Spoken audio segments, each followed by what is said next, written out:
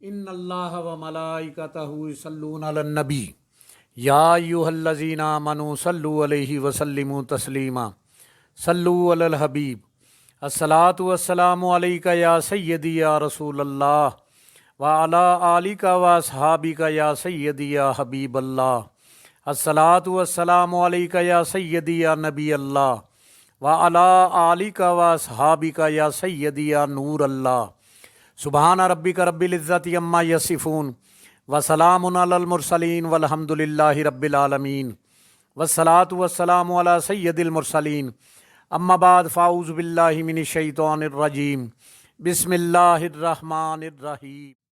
ذوالقرنین کا نام سکندر ہے۔ ذوالقرنین اور یاجوج ماجوج یہ حضرت خضر علیہ السلام کے خالہ زاد بھائی ہیں۔ حضرت خضر علیہ السلام ان کے وزیر اور جنگلوں میں علمبردار رہے ہیں۔ یہ حضرت سام بن نوح علیہ السلام کی اولاد میں سے ہیں اور ایک بڑھیا کے اکلوتے فرزند ہیں۔ حضرت ابراہیم خلیل اللہ علیہ السلام کے دست حق پر اسلام قبول کر کے مدتوں ان کی صحبت میں رہے اور حضرت ابراہیم علیہ السلام نے کچھ وصیتیں بھی ان کو فرمائیں۔ حضور اکرم صلی اللہ علیہ وآلہ وسلم نے فرمایا یہ ذوالقرنین دو سینگوں والے کے لقب سے اس لیے مشہور ہو گئے کہ انہوں نے دنیا کے دو سینگوں یعنی دونوں کناروں کا چکر لگایا ہے، اور بعض کا قول ہے کہ ان کے دور میں دو قرن ختم ہو گئے یعنی 200 برس کا عرصہ گزرا، اور بعض کہتے ہیں کہ ان کے دو گیسو تھے اس لیے ذوالقرنین کہلاتے ہیں، اور بعض کہتے ہیں کہ ان کے تاج پر دو سینگ بنے ہوئے تھے۔ بہرحال جو قول بھی ہو ان کا نام ذوالقرنین ہے۔ اللہ تعالیٰ نے ان کو تمام روئے زمین کی بادشاہی عطا فرمائی تھی۔ دنیا میں کل 4 بادشاہ ایسے ہوئے ہیں، 4 شخص ایسے ہوئے ہیں جن کو پوری زمین کی پوری بادشاہی ملی ہے۔ ان میں 2 مومن ہیں اور 2 کافر ہیں۔ مومنین میں ایک حضرت سلیمان علیہ السلام ہیں اور ایک حضرت ذوالقرنین علیہ السلام ہیں، اور کافروں میں ایک بخت نصر اور دوسرا نمرود ہے۔ اور تمام روئے زمین میں ایک 5واں بادشاہ اس امت میں ہونے والے ہیں جن کا نام اس میں گرامی حضرت امام محمد مہدی رضی اللہ تعالیٰ عنہ ہے۔ قرآن مجید میں ذوالقرنین کے 3 سفروں کا حال بیان ہوا ہے جو سورہ کہف میں ہیں۔ ہم قرآن مجید ہی سے ان 3 سفروں کا حال تحریر کرتے ہیں۔ پہلا سفر حضرت ذوالقرنین نے پرانی کتابوں میں پڑھا تھا کہ سام بن نوح علیہ السلام کی اولاد میں سے ایک شخص آب حیات کے چشمہ سے پانی پی لے گا تو اس کو موت نہ آئے گی۔ اس لیے حضرت ذوالقرنین نے مغرب کا سفر کیا اور آپ کے ساتھ حضرت خضر علیہ السلام بھی تھے، لیکن حضرت خضر علیہ السلام تو آب حیات کے چشمہ پر پہنچ گئے اور آپ نے اس کا پانی بھی پی لیا، مگر حضرت ذوالقرنین کے مقدر میں یہ پانی نہیں تھا اور وہ اس سے محروم رہ گئے۔ اس سفر میں آپ جانب مغرب روانہ ہوئے تو جہاں تک آبادی کا نام و نشان ہے وہ سب منزلیں طے کر کے آپ ایک ایسے مقام پر پہنچے کہ انہیں سورج غروب کے وقت ایسا نظر آیا کہ وہ ایک سیاہ چشمہ میں ڈوب رہا ہے، جیسا کہ سمندری سفر کرنے والے کو آفتاب سمندر کے کالے پانی میں ڈوبتا ہوا نظر آتا ہے۔ وہاں ان کو ایک ایسی قوم ملی جو جانوروں کی طرح کھال پہنے ہوئے تھی، اس کے سوا کوئی دوسرا لباس ان کے بدن پر نہیں تھا۔ وہ دریائی مردہ جانوروں کے سوا ان کی غذا کا بھی کوئی دوسرا سامان نہیں تھا۔ یہ قوم ناسک کہلاتی تھی۔ حضرت ذوالقرنین نے دیکھا کہ ان کے لشکر بے شمار ہیں اور یہ لوگ بہت ہی طاقتور اور جنگجو ہیں، تو حضرت ذوالقرنین نے ان لوگوں کے گرد اپنی فوجوں کا گھیرا ڈال کر ان لوگوں کو بے بس کر دیا۔ چنانچہ کچھ تو مشرف اسلام ہو گئے اور کچھ آپ کی فوجوں کے ہاتھوں مقتول ہو گئے۔ دوسرا سفر پھر آپ نے مشرق کا سفر فرمایا، یہاں تک کہ جب سورج طلوع ہونے کی جگہ پہنچا تو یہ دیکھا کہ وہاں ایک ایسی قوم ہے جس کے پاس کوئی عمارت یا مکان نہیں ہے۔ ان لوگوں کا یہ حال ہے کہ سورج طلوع ہونے کے وقت یہ لوگ زمین کے غاروں میں چھپ جاتے ہیں اور سورج ڈھل جانے کے بعد غاروں سے نکل کر اپنی روزی کی تلاش میں لگ جاتے تھے۔ یہ لوگ منسک کہلاتے تھے۔ حضرت ذوالقرنین نے ان لوگوں کے مقابلہ میں بھی لشکر آرائی کی اور جو لوگ ایمان لائے ان کے ساتھ بہترین سلوک کیا اور جو اپنے کفر پر اڑے رہے ان کو تہ و تیغ کر دیا۔ تیسرا سفر پھر آپ نے شمال کی جانب سفر فرمایا، یہاں تک کہ سدین 2 پہاڑوں کے درمیان میں پہنچے تو وہاں کی آبادی کی عجیب و غریب زبان تھی۔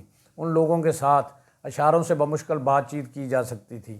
ان لوگوں نے حضرت ذوالقرنین سے یاجوج ماجوج کے مظالم کی شکایت کی اور آپ کی مدد کے طالب ہوئے۔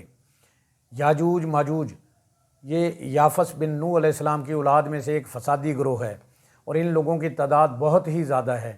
یہ لوگ بلا کے جنگجو اور خونخوار اور بالکل وحشی جنگلی ہیں جو بالکل جانوروں کی طرح رہتے ہیں۔ موسم ربیع میں یہ لوگ اپنے غاروں سے نکل کر تمام کھیتیاں اور سبزیاں کھا جاتے تھے اور خشک چیزوں کو لاد کر لے جاتے تھے۔ آدمیوں اور جنگلی جانوروں یہاں تک کہ سانپ، بچھو، گرگٹ اور ہر چھوٹے جانور کو بھی کھا جایا کرتے تھے۔ حضرت ذوالقرنین سے لوگوں نے فریاد کی کہ آپ ہمیں یاجوج ماجوج کے شر اور ان کے ایذا سے بچائیے، اور ان لوگوں نے ان کے عوض کچھ مال دینے کی بھی پیشکش کی۔ تو حضرت ذوالقرنین نے فرمایا مجھے تمہارے مال کی ضرورت نہیں ہے، اللہ تعالیٰ نے مجھے سب کچھ دیا ہے، بس تم لوگ جسمانی محنت سے میری مدد کرو۔ چنانچہ آپ نے دونوں پہاڑوں کے درمیان بنیاد کھدوائی۔ جب پانی نکل آیا تو اس پر پگھلائے ہوئے تانبے کے گارے سے پتھر جمائے گئے اور لوہے کے تختے نیچے اوپر چن کر ان کے درمیان میں لکڑی اور کوئلہ بھروا دیا اور اس میں آگ لگوا دی گئی۔ اس طرح یہ دیوار پہاڑ کی بلندی تک پہنچا دی گئی اور دونوں پہاڑوں کے درمیان کوئی جگہ نہ چھوڑی۔ پھر پگھلایا ہوا تانبا دیوار میں پھیلا دیا گیا اور سب مل کر بہت ہی مضبوط اور نہایت مستحکم دیوار بن گئی۔ قرآن مجید کی سورہ کہف میں ہے،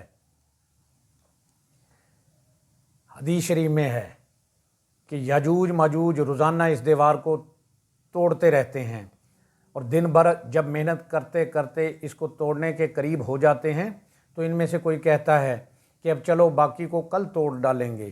دوسرے دن جب وہ لوگ آتے ہیں تو خدا کے حکم سے وہ دیوار پہلے سے بھی زیادہ مضبوط ہو جاتی ہے۔ جب اس دیوار کے ٹوٹنے کا وقت آئے گا اللہ کے حکم سے تو ان میں سے کوئی شخص کہے گا اب چلو انشاءاللہ تعالی کل اس دیوار کو توڑ ڈالیں گے۔ ان لوگوں کے منہ سے انشاءاللہ تعالی کہنے کی برکت اور اس کلمہ کا ثمر یہ ہوگا کہ دوسرے دن دیوار جتنی چھوڑ کر گئے تھے اتنی ہی ہوگی اور ٹوٹ جائے گی۔ یہ قیامت قریب ہونے کا وقت ہوگا۔ دیوار ٹوٹنے کے بعد یاجوج ماجوج نکل پڑیں گے اور زمین میں ہر طرف فتنہ فساد اور قتل و غارت کریں گے۔ چشموں اور تالابوں کا پانی پی ڈالیں گے، جانوروں درختوں کو کھا ڈالیں گے، زمین پر ہر جگہ پھیل جائیں گے، مگر مکہ مکرمہ، مدینہ طیبہ اور بیت المقدس ان تینوں شہروں میں یہ داخل نہ ہو سکیں گے۔ پھر حضرت عیسیٰ علیہ السلام کی دعا سے ان لوگوں کی گردنوں میں کیڑا پیدا ہوگا جس کی وجہ سے یہ ہلاک ہو جائیں گے۔ قرآن پاک میں ہے یہاں تک کہ جب کھولے جائیں گے یاجوج ماجوج اور وہ ہر بلندی سے ڈھلکتے ہوں گے۔ اللہ پاک سے دعا ہے جن سے وہ پیار کرتا ہے ہمیں ان کا ادب عطا کرے، اپنے نیک بندوں کی صحبت عطا فرمائے، ہمیں بادب بعمل عاشق رسول بنائے۔ اللہ کریم ہمیں راہ حق پر چلنے کی، حق بات کہنے کی، سننے کی اور اس پر عمل کرنے کی توفیق عطا فرمائے۔ ہم سب کی جان آقا کریم صلی اللہ علیہ وآلہ وسلم کا فرمان عالی شان ہے، جو شخص میری امت میں نیکی پھیلائے یا اچھی بات پہنچائے اللہ اس سے پیار کرتا ہے اور جنت اس کا مقدر ہے۔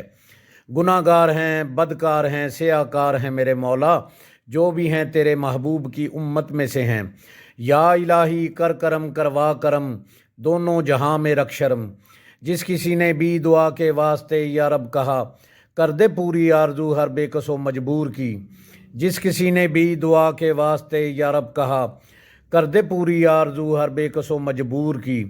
آمین بجاہ نبی الکریم الامین، وآخر دعواہم ان الحمد للہ رب العالمین۔